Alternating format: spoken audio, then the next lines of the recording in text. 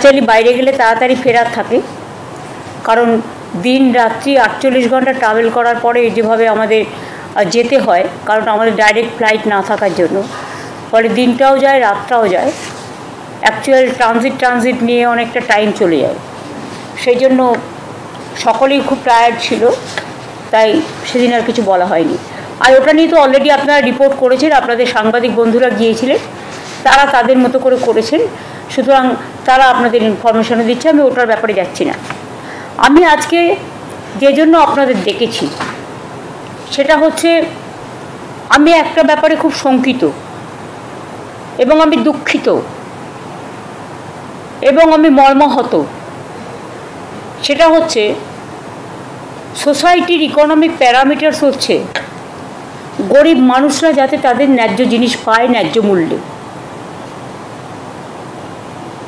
সোসাইটির economic parameters হচ্ছে খাদ্য, বস্ত্র, বাসস্থান এবং এখন জুটেছে স্বাস্থ্য। খাদ্য, বস্ত্র, বাসস্থান এবং স্বাস্থ্যই সম্পদ আজকের দিনে, এবং যার জন্য আমরা স্বাস্থ্যসাথী থেকে শুরু করে আমাদের জেনারিক মেডিসিন যাতে গরিব লোকে কম পয়সায় কিনতে পারে, ফেয়ার প্রাইস মেডিসিন সেন্টার থেকে শুরু করে, মেডিসিন শপ থেকে শুরু করে, ফেয়ার প্রাইস ডায়াগনস্টিক সেন্টার থেকে শুরু করে সবটাই আমরা করেছি। হ্যাঁ, আপনারা আমাকে বলতে পারেন যে নবান্ন থেকে আপনি কথা কেন বলছি এই কারণে, আমি দুটো পোস্ট বিলং করি। আমি গভর্নমেন্টের হেলথ ডিপার্টমেন্টটাও দেখি, এবং ফ্রি মেডিসিন, ফ্রি ট্রিটমেন্ট করতে গিয়ে বছরে আমাদের অনেক টাকা খরচ হয়।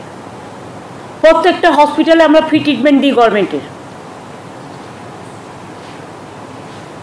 প্রায় 30-35 হাজার বাচ্চাদের আমরা হার্ট অপারেশন করে দিই বিনা পয়সায়।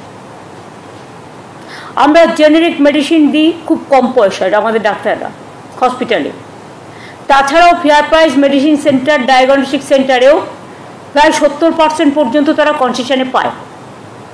এগুলো কেন করেছিলাম? কারণ স্বাস্থ্যই সম্পদ বলে। কিন্তু ইদানিং আমরা লক্ষ্য করছি, যেমন কেউ বাড়ির জন্য লোন নিলে তার উপর জিএসটি বাড়িয়ে দিচ্ছে, তেমনি হেলথ ইন্স্যুরেন্সেও জিএসটি চালু করেছে। আমি বারবার চিঠি লিখে প্রধানমন্ত্রীকে আবেদন করেছিলাম যে হেলথটা হচ্ছে মানুষদের ওয়েলথ, হেলথের ওপরে বাধা নিষেধ আরোপ করে ট্যাক্সেশন করা উচিত নয়। আমরা রাজ্য জিএসটি করে দিয়েছিলাম একটাই কন্ডিশনে, যে জিএসটির টাকাটা আমরা আমাদের প্রাপ্যটা পাবো, কিন্তু সেটা তো পাচ্ছে না, সেটা হচ্ছে না। গরিব লোকেদের সব কাজ বন্ধ করে দিয়েছে সেন্ট্রাল গভর্নমেন্ট। তাহলে সেন্ট্রাল গভর্নমেন্টে আছে কিসের জন্য? শুধু ধর্মীয় প্রবণতার নামে একটা নতুন ধর্মের আমদানি করে, যা আমাদের তপবনের নয়, যা আমাদের রামকৃষ্ণের নয়, যা আমাদের স্বামী বিবেকানন্দের নয়, যা আমাদের বেদাঙ্গের নয়, যা আমাদের ঋজু, সাম, যজু, অথর্বের নয়। শুধু মানুষকে ডিভাইড করা, কান্ট্রিকে ডিভাইড করা আর মানুষের মধ্যে দাঙ্গা লাগানো। আমি চাই বাসন্তী পুজো, অন্নপূর্ণা পুজো, রামনবমী সব শান্তিতে ভালোভাবে হোক। ঈদও শান্তিতে পালিত হয়েছে, সামনে এই প্রোগ্রামগুলো আছে, এগুলো ভালোভাবে পালিত হোক, কারণ সামনে নতুন বছর আসছে, শুভ নববর্ষ। আমাদের মা কালীবাড়ির স্কাই ওয়াক এবং ডেভেলপমেন্ট যেটা করেছি সেটাও আমাদের প্রায় 200 কোটি টাকার উপর খরচ হয়েছে। আমরা সেটা উদ্বোধন করব 14 তারিখে, 28 তারিখে জগন্নাথ ধাম উদ্বোধন হবে। এইভাবে অনেক কাজ আমাদের আছে। কিন্তু আমি দেখলাম ন্যাশনাল ফার্মাসিউটিক্যাল প্রাইসিং অথরিটি, যারা ওষুধের দাম নিয়ন্ত্রণ করে, এটা সেন্ট্রাল গভর্নমেন্টের সংস্থা, 748টা দাম ওষুধের দাম, যা গরিব মানুষ কেনে, এবং 80টা নন শিডিউল্ড ড্রাগ মানে ওষুধ ফ্রম দ্য 1 এপ্রিল 2025 বাড়িয়ে দিয়েছেন। এইসব ওষুধ কেনে কারা? গরিব মানুষ, সাধারণ মানুষ, সমাজের যাদের ক্ষমতা নেই বড় বড় হসপিটালে গিয়ে প্রাইভেটে ট্রিটমেন্ট করা, যাদের ক্ষমতা নেই বিদেশে গিয়ে কোটি কোটি টাকা খরচ করে ট্রিটমেন্ট করা, তাদের জন্য এই ওষুধগুলো কাজে লাগে। আমি শকড। আপনারা জানেন আমরা কেন কোলেস্টেরল যে tablet atorvastatin or ezetimibe tablet to control cholesterol, মানে হার্ট ডিজিজকে কন্ট্রোল রাখার জন্য 31.8% বাড়িয়ে দিয়েছে, যেটা মানুষের প্রায় 80% মানুষকে খেতে হয়। অ্যাট্রোভাস্টিন অ্যান্ড ezetimibe ট্যাবলেট এটাও প্রায় two control cholesterol, to give a special attention for health care, heart disease, যাতে হার্ট অ্যাটাক না হয়, কোলেস্টেরলটা কন্ট্রোল করে। আপনারা জানেন আমাদের মধ্যে 3টে কোলেস্টেরল কাজ করে। আমি ডাক্তার নই, বা যেটুকু আমার জেনারেল সেন্সে বলছি। HDL, LDL অ্যান্ড VLDL সেখানে বাড়িয়েছে 57.9%। এরপর দেখুন again atorvastatin calcium and fenofibrate tablet to control cholesterol 28.3%, মানে 28.3% বাড়িয়েছে। এরপরে হচ্ছে to control cholesterol atorvastatin and clopidogrel tablets. আমার প্রনাউন্সিয়েশন ঠিক নাও হতে পারে, because I am not doctor, I am not a medician, medical, I am not for medical science. To control cholesterol, মানে কোলেস্টেরলটাকে লিমিটে রাখার জন্য যাতে হার্ট ডিজিজ না হয় এগুলো দেখে, সেখানেও বাড়িয়ে দিয়েছে 45.5%। এবার দেখুন to control cholesterol atorvastatin and ezetimibe tablet to control cholesterol, এগুলো সবই হার্টের জন্য মেনটেন করতে হয়, 115.8% বাড়িয়ে দিয়েছে। এরপরে দেখুন again the same type of medicine to control cholesterol 31.8% বাড়িয়েছে। Again calcium, atorvastatin calcium and fenofibrate tablet to control cholesterol 17.9% বাড়িয়েছে। 70। এরপর হচ্ছে অনেকেরই জানেন বিপি, মানে ব্লাড প্রেশার বেড়ে যায়, তার জন্য তাকে একটা ট্যাবলেট খেতে হয়, bisoprolol, fumarate and telmisartan tablets to control BP, প্রায় প্রতি ঘরেই খেতে হয় কাউকে না কাউকে, 19.2% বাড়িয়েছে। এবার দেখুন গ্যাস্ট্রোটাইটিস, আপনারা জানেন গ্যাস্ট্রিক হলে সবাইকেই খেতে হয় পেন্টোপ্রাজোল অ্যান্ড লিভোসালপ্রাইড ক্যাপসুল, ক্যাস্ট্রো 19.3% বাড়িয়েছে। এবার দেখুন to control BP, again blood pressure control করার জন্য bisoprolol, fumarate and telmisartan tablets to control BP, এটাও বাড়িয়ে দিয়েছে 19.2%। এছাড়াও like other drugs like amlodipine, amoxicillin, এগুলো অ্যান্টিবায়োটিক্স, সবটা কিনা আমি জানি। कार्बोप्लाटिन एंटी कैंसर, सिप्रोफ्लोक्सासिन,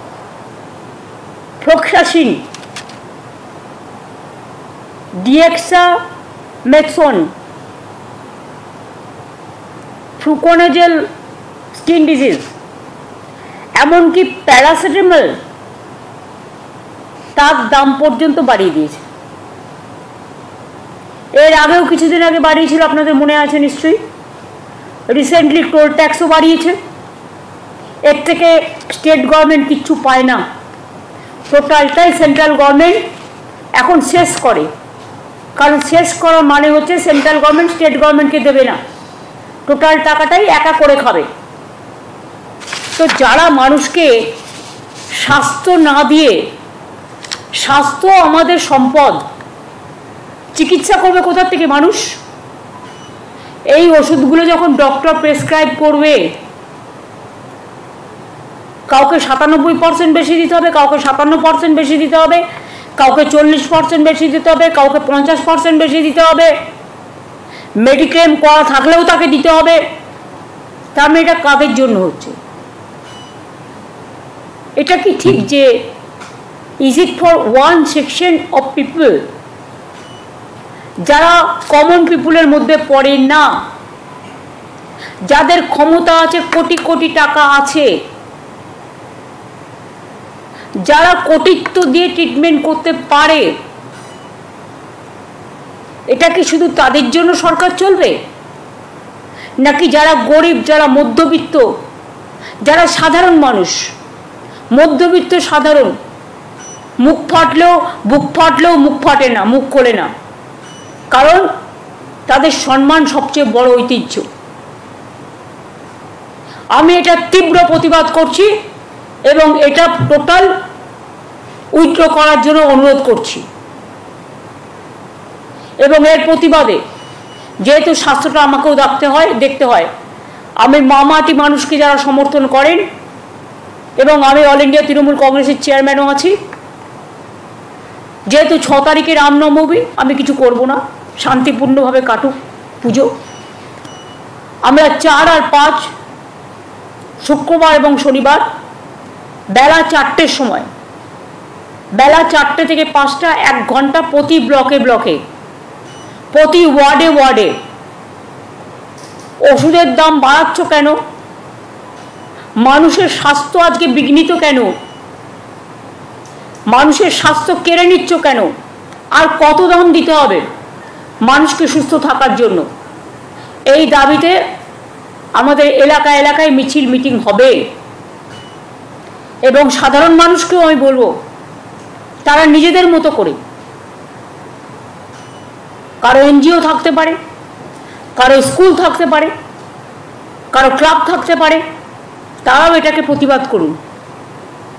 যদি না করেন, আগামী দিন মনে রাখবেন, রোগী অসুস্থ হলেও সেন্ট্রাল গভর্নমেন্টের এই একতরফা স্বৈরাচারী সিদ্ধান্তে স্বাস্থ্য কিন্তু বিপাকে পড়ে যাবে। আর স্বাস্থ্য না থাকলে সম্পদ থাকে না, স্বাস্থ্যই সবচেয়ে বড় সম্পদ।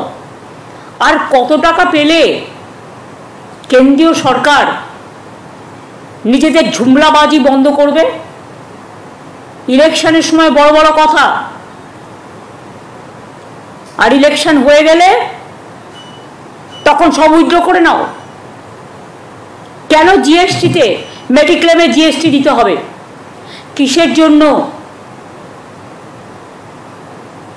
কেন মানুষকে একটা ফ্ল্যাট কিনতে গেলে জিএসটি দিতে হবে? কেন হেইরেতে জিএসটি ট্যাক্স নেই? কেন জিরেতে জিএসটি ট্যাক্স থাকবে? কোথায় জানে সাধারণ মানুষ, গরিব মানুষ? আমি পরিষ্কার বলছি, let the good sense must prevail. We cannot accept the price hike of medicine and GST for mediclaim. We cannot accept. And I will request my parliament members also, they are fighting for walk up today, because the Jumla party is only 1 point program.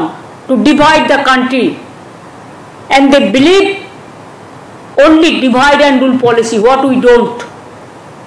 আমাদের constitution আমরা মানি, আগে কনস্টিটিউশনকে শ্রদ্ধা করো, তারপরে কারো অধিকার কেড়ো। কনস্টিটিউশনকে শ্রদ্ধা না করে মনে রাখবেন, ধর্ম যার যার আপনার, উৎসব কিন্তু সবার।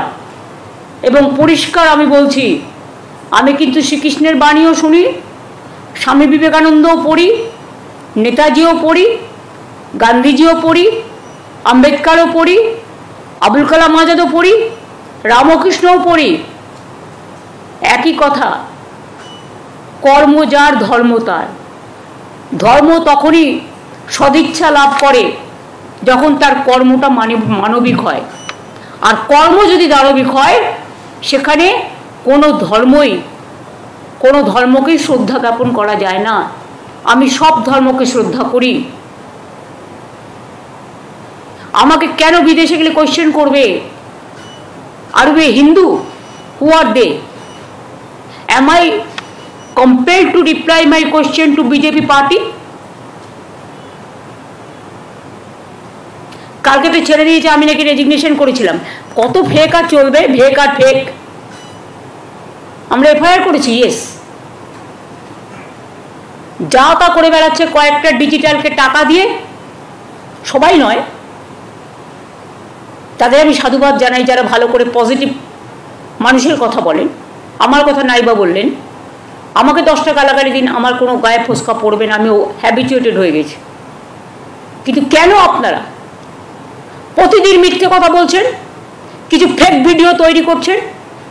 আগে মনে নেই আপনাদের, বাংলাদেশের পিকচার নিয়ে মুর্শিদাবাদের পিকচার বলে দেখিয়েছিল,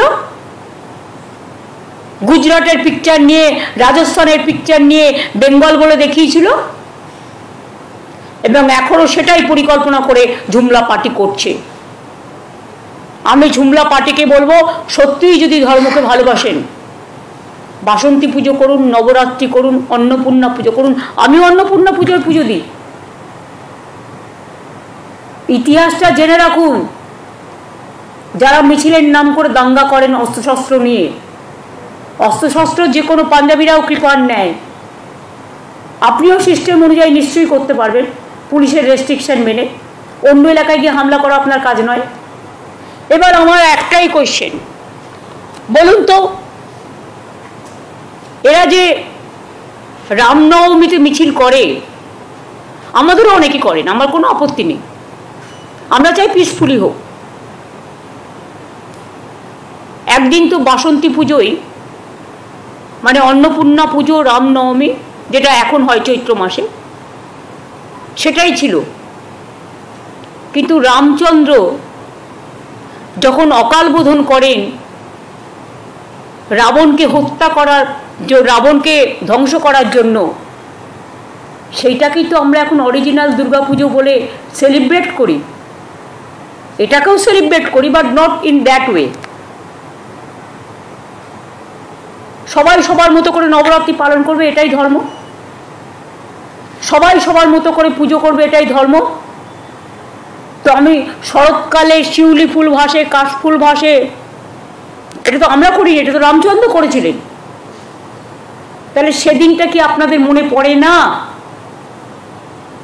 সেটা কি রামনবমী নয়? সেটা কি রামচন্দ্র নিজের চোখটা পর্যন্ত যখন 107টা ফুল দিয়ে একটা বাকি ছিল, নিজের চোখ দিতে গিয়েছিলেন? ইতিহাসটা জানুন,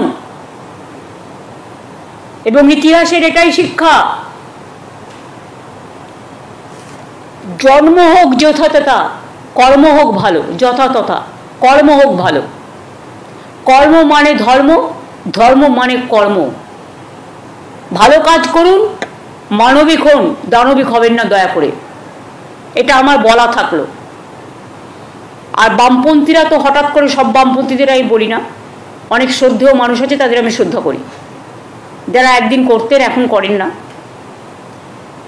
কিন্তু বিজেপির যারা আছে দোসর, তাদেরও বলি যে গৌরীকরণ আর রক্তিমকরণকে একসাথে মিলিয়ে দেবেন না। আপনারাও বড় বড় সাম্প্রদায়িক হয়ে গেছেন, সব ব্যাপারেই আমরা দেখি ইলেকশন থেকে যে গৌরীকরণ আর রক্তিমকরণকে একসাথে মিলিয়ে দেবেন না। আপনারাও বড় বড় সাম্প্রদায়িক হয়ে গেছেন। সব ব্যাপারেই আমরা দেখি ইলেকশন থেকে শুরু করে সব ব্যাপারেই বাম রাম এক, জগাই মাধাই গদাই। যত এসব করবেন তত মহাশূন্য থেকে আরো শূন্যে বিলীন হয়ে যাবেন। কাজে আমার অনুরোধ থাকবে সবার কাছে, সব কমিউনিটির কাছে, হিন্দু হোক, মুসলমান হোক, শিখ হোক, খ্রিস্টান হোক, পারসিক হোক, বৌদ্ধ হোক, জৈন হোক, সবার কাছে শান্তি বজায় রাখুন। দয়া করে দাঙ্গা করে অশান্তি করবার চেষ্টা করবেন না। It is your game plan. এবং দাঙ্গা করে কেউ কোনোদিন কিছু করতে পারেনি এবং পারবেও না। বাংলার মানুষ আর যাই করুক, বাংলা কালচারের জন্ম দেয়, সম্প্রীতির জন্ম দেয়। আমরা রামকৃষ্ণকে মানব, জুমলা পার্টিকে মানব না। আমরা স্বামী বিবেকানন্দ মানব, জুমলা পার্টিকে মানব না। আমরা বেদ বেদান্ত বেদাঙ্গ বিদ্যাস্থানে বয়ে বচ মা সরস্বতীর বচনকে মানব, আমরা জুমলা পার্টিকে মানব না। আমরা সেই ধর্মকে মানব যে ধর্ম সবাইকে শ্রদ্ধা করে, সবাইকে ভালোবাসে, সবাইকে আপন করে নেয়। আবার বলছি, আমরা সব ধর্মই শ্রদ্ধার সাথে স্মরণ করি এবং বাসন্তী পুজো, অন্নপূর্ণা পুজো, রামনবমী, চৈত্র সংক্রান্তি, চড়ক পুজো, তারপরে নানা রকম গ্রামগঞ্জে আপনারা জানেন এই সময় নানা রকম প্রোগ্রাম হয়। চড়কের মেলা থেকে শুরু করে খুব পপুলার এগুলো। অন্য কোনো প্রোগ্রামকে ডিস্টার্ব করতে যাবেন না, যার যার মতো প্রোগ্রাম করতে দিন। এমনকি 10 তারিখে মহাবীর জৈনেরও সম্ভবত, আমি এখনো দেখিনি ডিটেলস, 10 তারিখে একটা ছুটি আছে, মনে হয় মহাবীর জৈনের জন্মদিন হলেও হতে পারে, আই এম নট শিওর। কারণ 9 এপ্রিল ওরা আমাকে একটা প্রোগ্রামে ডেকেছেন, যেটা ইন্টারন্যাশনাল জৈন কমিউনিটি ট্রেডার্সরা নেতাজি ইন্ডোর স্টেডিয়ামে আমি যাবো বলে কথা দিয়েছি। এবং আমি যদি সবাইকে নিয়ে চলতে পারি, আপনারা কেন পারেন না? মণিপুরে আগুন লাগালে থামান না। এখানে নিশ্চয়ই যে ঘটনা ঘটেছে তার তো লাইসেন্স হোল্ডার ছিল, সে তো লাইসেন্স হোল্ডার। আপনার বাড়িতে আপনি তো গ্যাসটাকে সামলে রাখবেন। আমার বাড়িতে ধরুন আমি তো রান্না করি না, যারা করে তাদের দায়িত্ব গ্যাসটাকে সামলে রাখা। এটা আমাদের অনেক শিক্ষা দেয়। Licence holder cracker. আর গুজরাটে যে 25 জন মারা গেছে সেটা লাইসেন্স হোল্ডার নয়। আমরা সবাইকে বলবো, প্লাস্টিক জমায়েত করবার আগে, ঘরে আগুন জ্বালাবার আগে, অনেকে ইন্স্যুরেন্স পাওয়ার জন্য মার্চ মাসে এগুলো করে, এটা আমার জানা আছে। আমি অনেক দিন ধরে দেখছি সবচেয়ে বেশি আগুন এই সময়টাই লাগবে, মনে রাখবেন, জানুয়ারি, ফেব্রুয়ারি, মার্চে, ডিসেম্বরে। এবং আমার তো খারাপ লাগছে, একটা পরিবারের সবাই শেষ হয়ে গেল, ওখানে ক্র্যাকার রাখার বাড়িতে কি প্রয়োজন? ক্র্যাকার আর গ্যাস সিলিন্ডার কি একসাথে থাকে না থাকা উচিত? আমি মনে করি এর থেকে আমাদের শিক্ষা নেওয়া উচিত যে আমরা প্রত্যেকে সাবধানতা অবলম্বন করব। কারণ মানুষের জীবন হচ্ছে সবচেয়ে বড় দামি। একটা মানুষ মারা গেলেও সেটা একটা মানুষ মারা যায় খুব কষ্ট করে, সেটা আমরা মানতে পারি না। প্লাস্টিক গোডাউনগুলোতেও আপনারা দেখবেন যারা করে বিভিন্ন জায়গায় হঠাৎ করে আগুন লেগে গেল, কি না তো প্লাস্টিক গোডাউনের মধ্যে কিছু রেখে দিচ্ছে। বারবার বলা সত্ত্বেও, ইললিগাল নোটিশ দেওয়া সত্ত্বেও, আইদার তুমি বিল্ডিংটাকে রিপেয়ার করো আর তুমি প্লাস্টিকগুলো সরাও দোকান থেকে। কারণ এক জায়গায় যদি আপনি ইনফ্লেমেবল দাহ্যজনক পদার্থ যদি রেখে দেন, সেখানে তো যে কোনো দিন একটা অগ্নিকাণ্ড ঘটতে পারে, তাতে মানুষের প্রাণ যেতে পারে। এটা আমি আবেদন করে বলবো যে আপনারা প্লিজ সাবধান হন, এমন কোনো ঘটনা যাতে না ঘটে কারো পরিবারে, যাতে একজনও কেউ মারা যায়।